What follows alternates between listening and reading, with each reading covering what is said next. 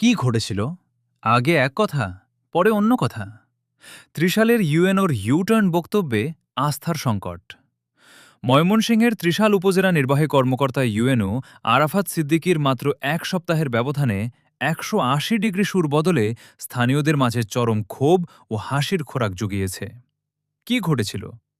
পৌর এলাকার শতবর্ষী ও জনগুরুত্বপূর্ণ আহম্মদ সরকার রোডটি হঠাৎ বন্ধের ঘোষণা দেন ইউএনও। যুক্তি দেখান, রাস্তাটি সরু হলেও এখান দিয়ে নাকি ভারী যানবাহন চলে এবং তার বাসভবন ও উপজেলা পরিষদের নিরাপত্তা বিঘ্নিত হচ্ছে। জনতার প্রতিরোধ ও ইউএনওর পোলটি। ইউএনওর এই দাবিকে অসত্য আখ্যা দিয়ে ক্ষোভে ফেটে পড়ে এলাকাবাসী।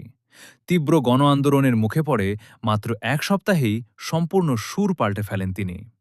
আগের নিরাপত্তা তত্ত্ব একবারে চেপে গিয়ে এখন দাবি করছেন রাস্তা বন্ধ নয়, বরং বৃষ্টিতে ক্ষতিগ্রস্ত রাস্তাটি মেরামতের জন্য প্রকল্প নেওয়া হয়েছে।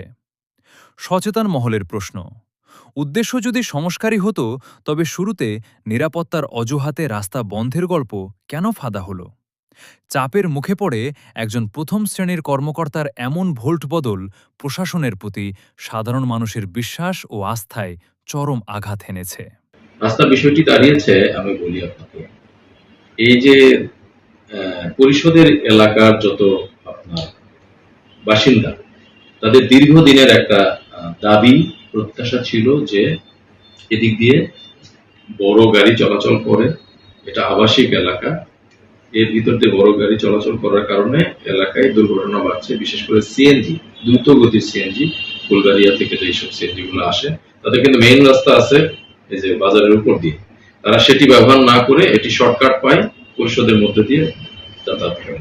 তো এটা একটা ইস্যু। তো এর প্রেক্ষিতে কিন্তু এলাকাবাসী একটা সাইনবোর্ডও দিয়েছে যে এখানে ভারী গাড়ি চলাচল করা নিষেধ। ইভেন এখানে একটা বারও দেওয়া আছে, আপনারা দেখলে আপনারা দেখতে পাবেন। তো বাস্তবতা হচ্ছে যে কেউই কোনো কিছু তোয়াক্কা করে না। এখানে বালির গাড়ি চলে, ভারী গাড়ি চলে। আপনারা দেখেছেন একেবারেই এর সন্নিকটেই হচ্ছে উপজেলা নির্বাহী অফিসারের বাসভবন।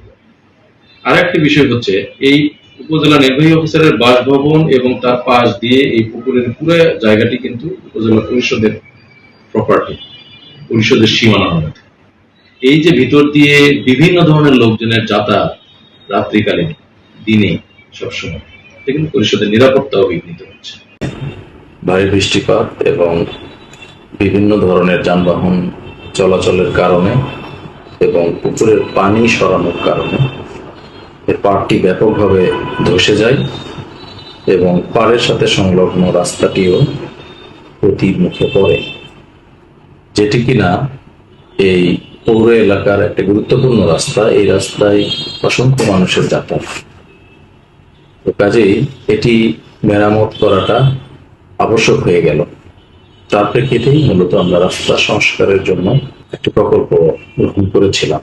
সেই প্রকল্প যথাযথভাবে ইজিপির মাধ্যমে টেন্ডার হয়ে সেই টেন্ডারের ঠিকাদার মহোদয় যখন কাজ শুরু করতে গেলেন, তো আপনারা জানবেন যে কোনো অবকাঠামো উন্নয়নের কাজে ম্যাটেরিয়ালস গুলোকে আগে রেডি করে এনে রাখতে হয়।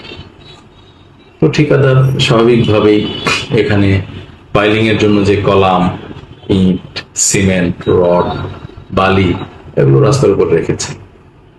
এই জিনিসটাকেই কে বা কারা স্থানীয় জনগণের মাঝে একটা মিথ্যা তথ্য ছড়িয়ে দিল যে এই রাস্তা বন্ধের পরিকল্পনা চলতেছে, এই যে দেখো নির্মাণ সামগ্রী নিয়ে আসা হয়েছে।